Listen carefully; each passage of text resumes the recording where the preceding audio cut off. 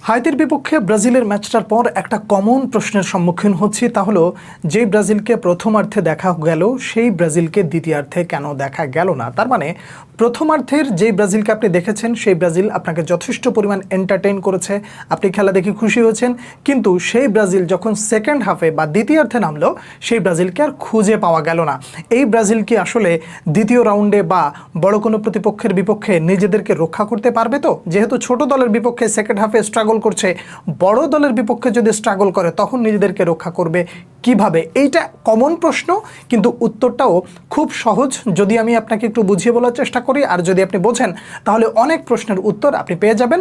আশা করি আপনার ভেতর থেকে অনেক সংশয় দূর হয়ে যাবে। নাম্বার 1, আপনাকে একটা দলের পারফরমেন্স বিবেচনা করতে হবে পরিস্থিতি বুঝে। যখন প্রথম হাফে ব্রাজিল জাতীয় দল হাইতির বিপক্ষে মাঠে নামে তখন তাদের একটা জিনিস চিন্তা ছিল, ম্যাচ কিভাবে জিততে হবে, ম্যাচ কত দ্রুত আমাদের নিজেদের নিয়ন্ত্রণে আনা যায়, কত দ্রুত গোল করা যায়। এই পার্সপেক্টিভটা একেবারে দ্বিতীয়ার্ধে মানে মোটেও ছিল না। কেন ছিল না? প্রথমার্ধে যখন 3টা গোল চলে আসে তখন দলের মুভমেন্ট হয়ে যায় সেকেন্ড হাফে একরকম, আর যদি প্রথম হাফে 3টা গোল দেওয়ার পরে বিপরীতে 2টো গোল যদি হজম করে বসতো তাহলে সেকেন্ড হাফের স্ট্র্যাটেজি হতো আর এক রকম। বিশ্বকাপে আপনি একটা জিনিস সবার আগে, আপনার দল, আপনি আর্জেন্টিনা হতে পারেন, ব্রাজিল হতে পারেন, আর্জেন্টিনার উদাহরণটাও দিব, আপনি উদাহরণটা যদি দেই আর যদি খেলা দেখে থাকেন তাহলে আপনি বুঝতে পারবেন।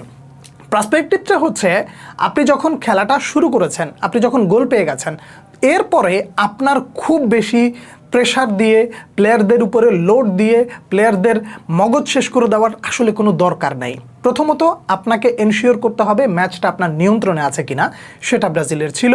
ম্যাচটা আপনি এই মুহূর্তে পরিচালনা করতে পারছেন কিনা, সেটা আপনার ছিল।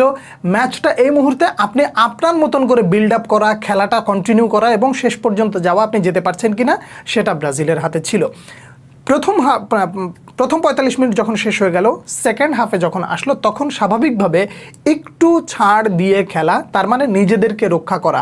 স্ট্র্যাটেজি চেঞ্জ হয়ে গেছে, ভিনিসিয়াসকে উঠিয়ে নেওয়া হয়েছে, গুরুত্বপূর্ণ যে খেলোয়াড়গুলো ছিল তাদেরকে উঠিয়ে নেওয়া হয়েছে। মনে রাখতে হবে, বর্তমানে ক্লাব ফুটবলটা যেইভাবে মানে টাইট স্কেজুল হয়ে আছে, সেই জায়গা থেকে ক্লাব ফুটবলটা শেষ হওয়ার পরে প্লেয়াররা কিন্তু খুব বেশি সময় রেস্ট পায়নি। তার মানে এইরকম হাই ইন্টেন্সিটিতে 90 মিনিট খেলার চেয়ে 45 মিনিট খেলাটা এজন্যই মানে সমীচীন। আপনি আপনার মনে রাখতে হবে এরপরেও কিন্তু আপনার খেলা আছে, টুর্নামেন্ট এখানেই শেষ না, এটা ফাইনাল ম্যাচ নয় যেখানে আপনাকে 90 মিনিট একেবারে দুর্দান্ত সুপার ডুপার খেলতে হবে। আপনি যখন দেখবেন যে আপনার দল এই মুহূর্তে ম্যাচ নিয়ন্ত্রণ করতে পারে, তখন আপনি নিয়ন্ত্রিত অবস্থায় কিভাবে ম্যাচটা শেষ করতে পারেন সেটা হলো ধরার বিষয় বা চিন্তার বিষয়। এবার আসেন উদাহরণটা দিই আর্জেন্টিনাকে দিয়ে।